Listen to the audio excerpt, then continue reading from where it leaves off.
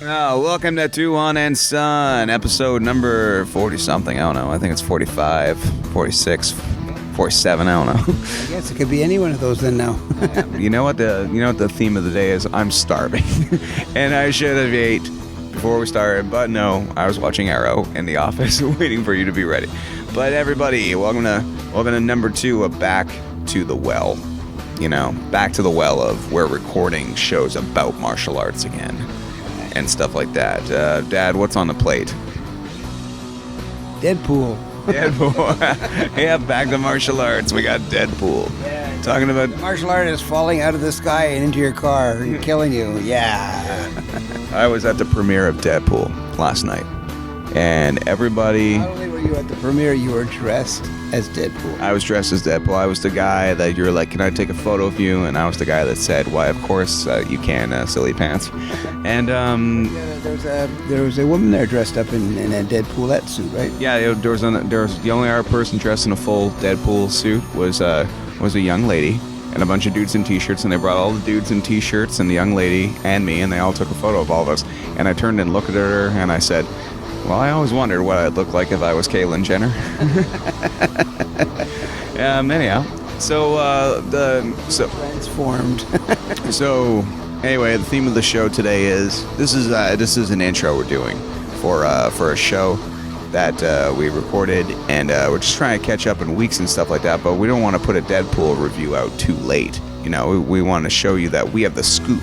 We know what happens. The show even hits the theaters. Yeah, we know stuff. You know what? This movie, get ready, has a beginning, a middle, and an end. Credits too. Spoilers. Oh man. No, but it's a fine film starring Ryan Reynolds. You could tell they really, when they made this movie, they had a lot of love for the source material, and considering Fox is the same company that completely butchered the character not 6-7 years ago in Wolverine Origins, where they took a character who's most notably known for his commenting sarcasm and glued his mouth shut. we could tell that they respected the hell out of Deadpool, not a Deadpool. Yeah, they. All right. Anyway, the reason why I'm bringing up Deadpool right now, besides the fact it's a great movie, it's worth your money, and you can take your sweetie pie to it on a Valentine's Day weekend. You know, it's another good Valentine's Day gift, Dad. What's that? Not looking like crap. And to not look like crap, you can come down to Gamma Gym and learn and learn one of our various martial arts, where you can learn a multiple type of discipline, and if one lose some weight. Yeah, and if one's not to your fancy, the other ones are. But speaking of, this is an MMA gym, and cast as a bad guy named Angel Dust is Gina Carano, who is an MMA fighter. Well, not anymore. She hasn't been one for a while, but she won the UFC championship for her weight class as a woman, and then decided that getting punched in the face was not going to do much for her looks, so she decided to become a movie actress. Yeah, and what a movie actress she is. I noticed her immediately and said, damn. But then after I learned that she could fight, I said, damn. Because, you know, not that I don't respect powerful women, I just am even more scared to ask her out in a theoretical prom embarrassing scenario I have in my imagination, in which I am Doug Funny and I never get anything I want. But fantasize it a whole heck lot. Just a little bit of our closing moments on Deadpool and what to say.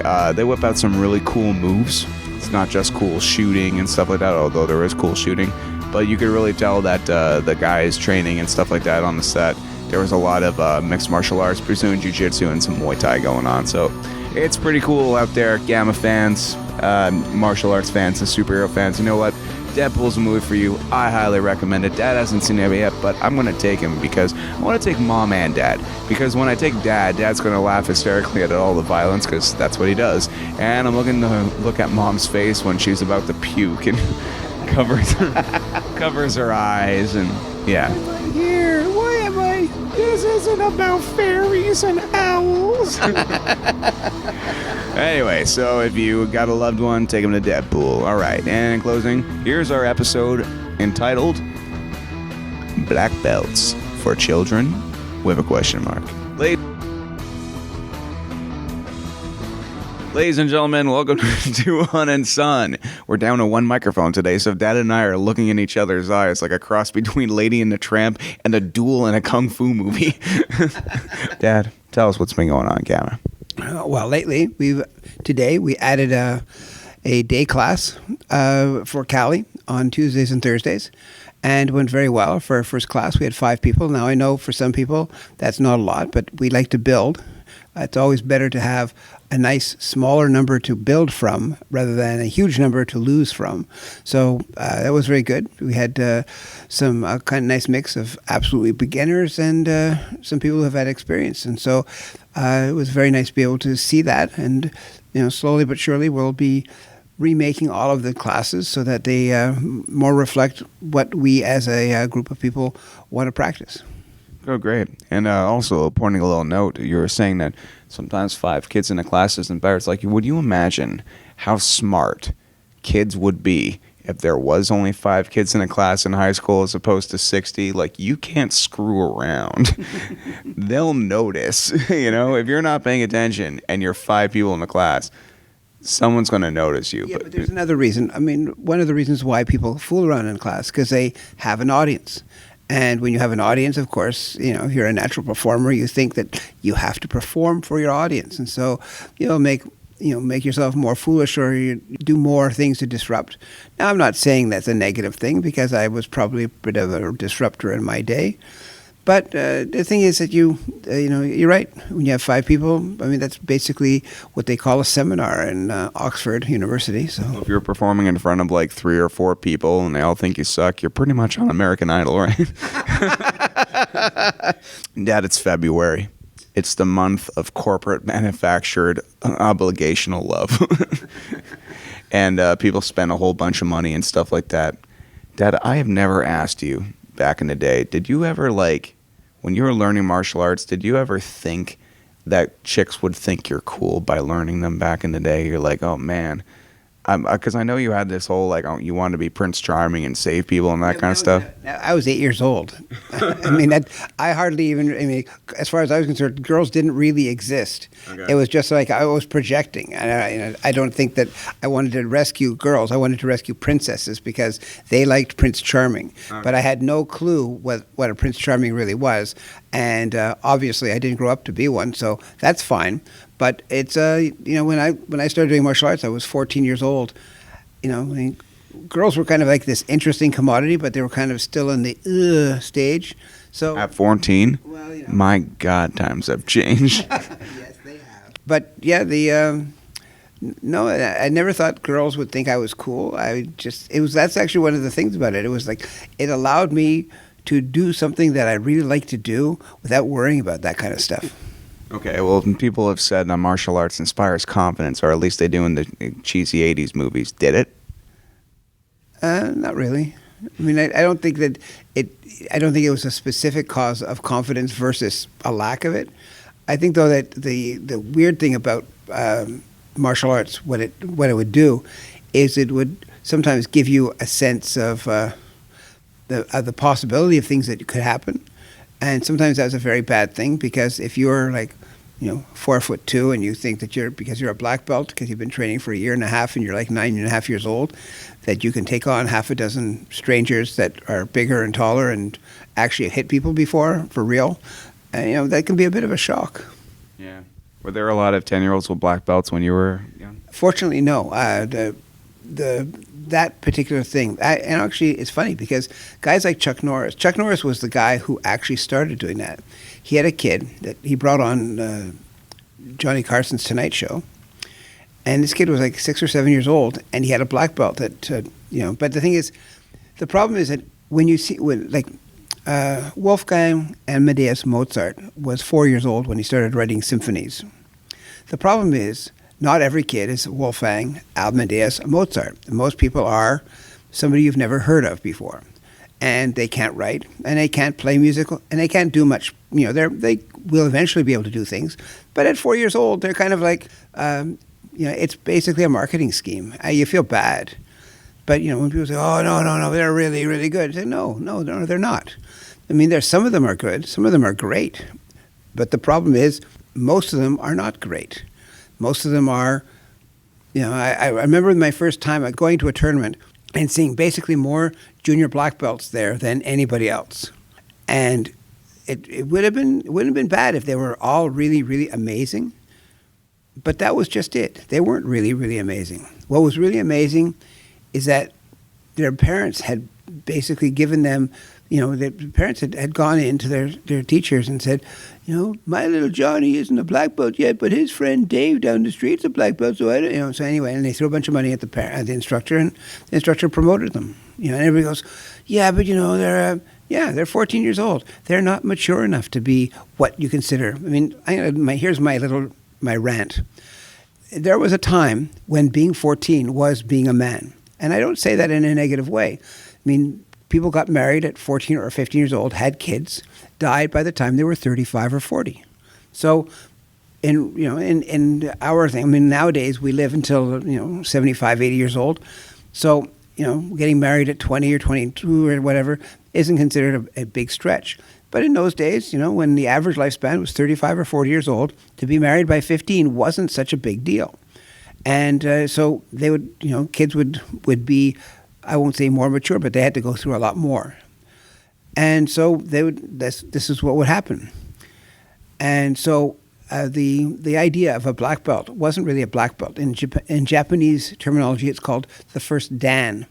And that translates in kind of like a quasi-mystical way to first man, sort of like most societies have a process that they go through, like when you get in the Jewish faith you get a bar mitzvah, in the Christian faith you get a communion, or perhaps but it's just that every faith seems to have like a coming of age thing. And in the old days, they didn't go to school, they didn't go to university, they came of age. And so that at that point they would have to go off and choose whatever career they were going to have, and or already having chosen their career, they would enter an apprenticeship, or and by that time maybe even be halfway to journeyman, and they would do their stuff. Well, the same thing in martial arts. They had young kids. One of the guy, Miyamoto Musashi, was a very well-known Japanese swordsman. He had, I think, 60 battles. He killed a lot of guys. He had his first one at 14. So these things are not unheard of.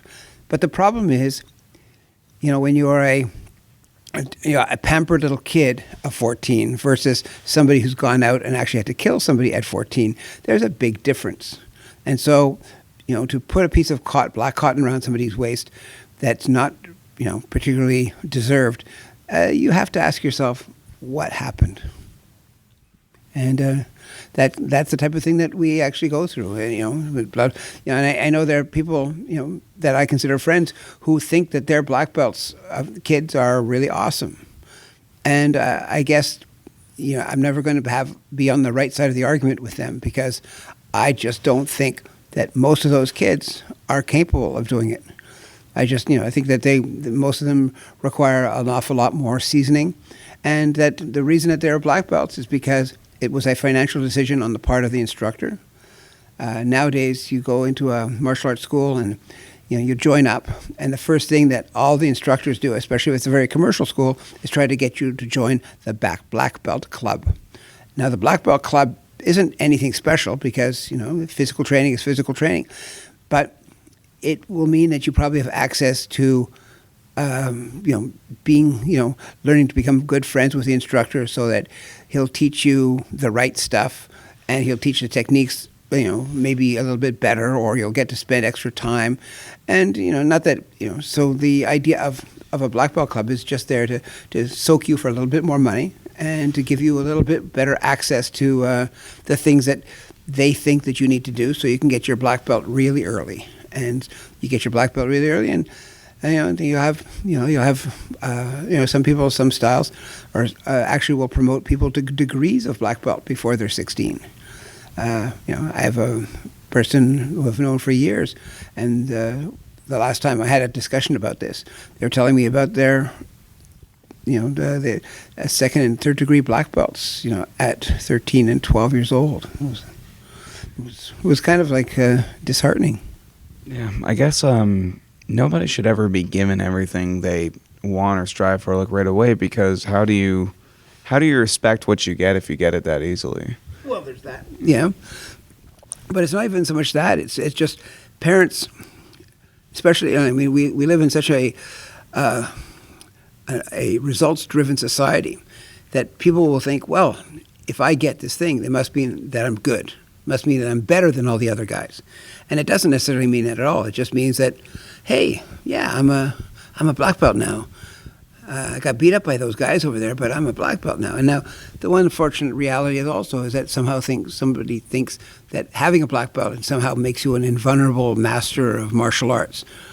It's not. It's a certain mental thing, certain physical thing, but it's just hard to imagine that in today's day and age, when nothing is demanded of a 14 or a 15-year-old other than to do their homework and clean their room, that somehow they're able to manifest all the things that being a real black belt does. Well, all right. You heard it right here. Yeah, way too much of it, too. Oh, no. That's okay, Dad. We've had enough, way too much non-martial arts stuff on the show recently. Got to dip that back. And just a little comment on last week's episode. Everyone's been telling me how strung out I sound. And I'll tell you why. I cut this part out of the podcast because I talked even more and I explained my behavior, but I took it out. Basically, what happened is that I drank this new type of energy drink called Joker Mad Energy, and it gave me mad energy.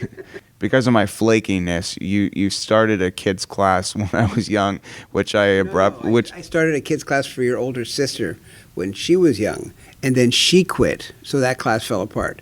And then I actually started teaching at the city of Westmount so that you could have a class. And you lasted about 6 months, and I was stuck there for another 3 years before I could get out. So, yeah, I definitely blame you much more than your sister. So I owe you a few. I owe you 3 years of your life there. All right, Dad, we're talking about kid belts and promoting and the lack of deserving sometimes, and the economical factors in that. Considering, Dad, you can't be bought. And I know you. You're a man of integrity. You can't be bought. Or can you be bought, Dad? You're looking at me like... I can be rented. Well, anyway, wait, Dad. What is... you got to have a funny story of some parent trying to pull this crap on you. Like saying, like, my kid deserves a belt. It's like, you mean that one spinning in circles and crapping on the floor? Well, no, actually, the way I avoided that was literally by not having kids classes. I had kids classes for a short period of time. 3 years is kind of a long time, Dad. Yeah, but yes and no, but not for kids classes, at least not for in a 40-year career, I guess not. But well, no, but realistically, when I was teaching at the city of Westmount, they had a spring, or they had a fall semester and a spring semester. And invariably, this was not a commercial environment. It wasn't like all these people, the kids showed up for once or two classes a week. And the parents were just happy to have them occupied so they could either read their book or whatever for that hour. Whereas in a commercial school, there's a high pressure thing. I mean, the people are being asked to pay large sums of money. I mean, a friend of mine has his kid in a class now, and it's an hour or not even an hour on Saturday mornings, and he's paying about $950 for this thing. A year? A year, yeah. We're in the wrong business, Bob. Yeah, and then I think he told me he was approached by the teacher that, hey, that your child has shown so much promise. You should put him in the black belt club, which would cost another $400 or $500 a year for, basically maybe another half hour a week. So you have to ask yourself, it's not that it's bad or good, because, sometimes kids, if they get swept up in it and they're really motivated and it really does all those things that people say, because it does, you can't say that it will improve your confidence or your focus or all that kind of stuff unless it actually does to some people. But if you're just, as you say, noodling around the class and sort of going, it's one thing that you would probably not want to tell everybody about. But I think in this day and age, their stuff is less of that, and it's actually you have to worry about how things are looking, because if things suck, they suck. I'm just gonna say this, folks. Have you guys ever watched 8-year-olds play hockey, and you think if I pay $700, they're gonna make it to the NHL? No, I don't think it'll be $7,000. Hockey is a much more expensive sport than martial arts. Yeah, there you go. All right, I'm gonna edit that part out. I'm off my game today. I lost all my confidence in the great, like the Joker won, Dad. That's what I'm saying. I lost all my confidence. But anyhow, I think that's enough talking about this subject. And you know what? Each show, I think they're gonna be subject specific, because sometimes it's hard to name an episode that has 5 points in it. But today's episode is going to be called Black Belts for Kids with a question mark. A controversial title that will earn us an Emmy. Yeah, right. It'll earn us the enmity of a lot of people who have kids at black belts in their school, because the one thing you don't really want to tell people is that, this isn't really right. I mean, I know a lot of guys who have really decent schools, but they'll literally say that the stuff they do and how they do it is legitimate, because they'll give you some, they try really hard. They're here twice a week and they've been here almost 3 years. Whereas in some schools, if you're an adult and you're training 4 or 5 times a week, they won't give it to you in under 10 years. So who knows? Brazilian Jiu-Jitsu has actually given an awful lot of credence back to the martial arts. I've had my problems with Brazilian Jiu-Jitsu, but but Brazilian Jiu-Jitsu has actually done a lot of good for the martial arts, because what they've done is they have asked if you're, they say, hey, if you want to get the first belt, which is if you're an adult, a blue belt, they spend about a year doing that. Now, the irony is that, recently that this has changed, but for a while they had something called the Gracie University, and they were promoting people online, having never seen their technique, to blue belt and even purple belt without, giving so much as a training thing. But that's changed. The family kind of took care of itself. But on top of that, if you're, up until, Brazilian Jiu-Jitsu kind of arrived in North America to the American public in about 1994. It actually arrived in California a few years earlier, but in 1994, the rest of the world heard about it because of the UFC. But if you wanted to get a black belt in Brazilian Jiu-Jitsu, it was 10 years of really hard work. I mean, of course, there were guys like B.J. Penn who got it in 3 years, but he was a phenom, and he went on to win the UFC lightweight championship. So it just goes to show you, he wasn't a fluke. He wasn't some guy who paid more money because he comes from a rich family, but it wasn't his family's money that got him the belt. It was his skill. And that's the thing in Brazilian Jiu-Jitsu. There are guys who get it fast or quicker than 10 years, but that's generally the average. That's the average for most people. And you spend like a year before you get your blue belt if you're training regularly, 2 or 3 more years for a purple, 2 or 3 more years for a brown, and the rest of the time for a 2-year black. And it's like, hey, this is not considered a long time. This is considered a very normal stretch of time. And it's funny because in the school I used to own with a Brazilian guy, we would hear people, guys would come in and they hadn't been training for a while, and he would do stuff.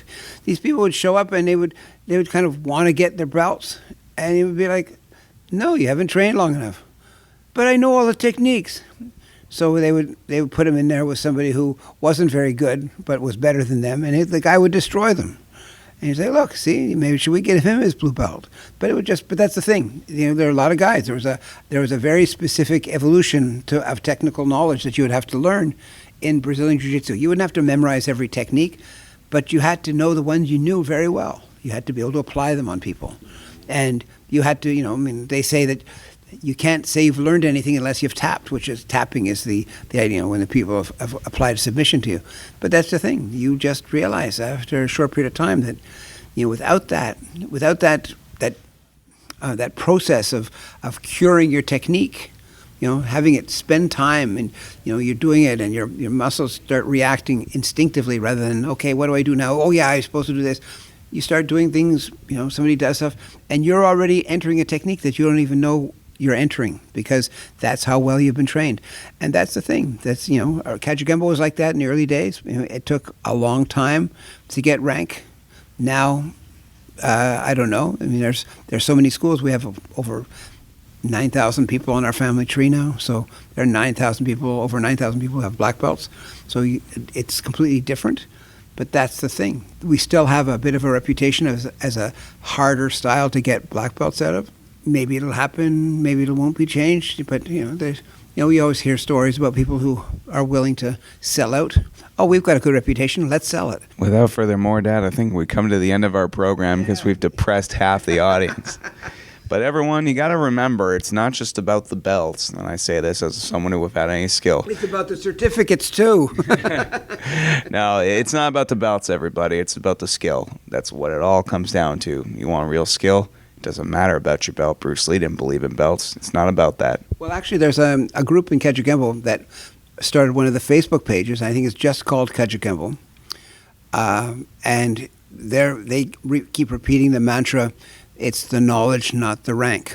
And that's a very legitimate thing because there is a very big problem in most styles that rank becomes the motivation and not the result of your motivation. I mean, if you're really good and you've worked really hard, you should be successful at what you're successful at. But your success shouldn't be the things that you are looking to achieve. The success should be the benefits of that stuff. So a lot of people who think that they should have a ridiculously high ranks. There are so many guys that they come in, they get their black belt, they don't really train for the rest of their lives, but they hang around and wear their black belts and they wear their ranks and they wear their uniforms.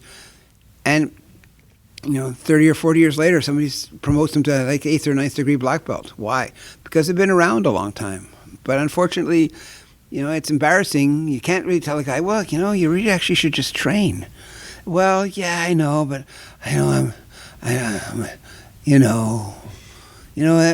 was going, yeah, well, you know what happens. Yeah. Imagine a peak your martial arts life at 8 years old. You're like, I got it. I don't got it. Anyway, Dad, I think that's we'll end on a laugh right there. We'll end on a laugh right there. All right, everyone. And what was that mantra you were just talking about? Knowledge before rank. Knowledge before rank, people. Knowledge before rank. I'm Ryan Stickshona. And I'm Philip Tuhon. I have no knowledge, no rank. But I have too much. Have a great day, everyone. Bye. The Jellens Academy of Mixed Martial Arts is 1117 St. Catherine Street in downtown Montreal with a phone number of 514-281-9928 and the suite number of 222. You can learn a variety of martial arts here. You can learn Muay Thai, Jiu-Jitsu, Kachikimbo, boxing, and other stuff. JKD and Cali as well, and freestyle wrestling. That's a lot of stuff, and that's what makes it a real mixed martial arts gym.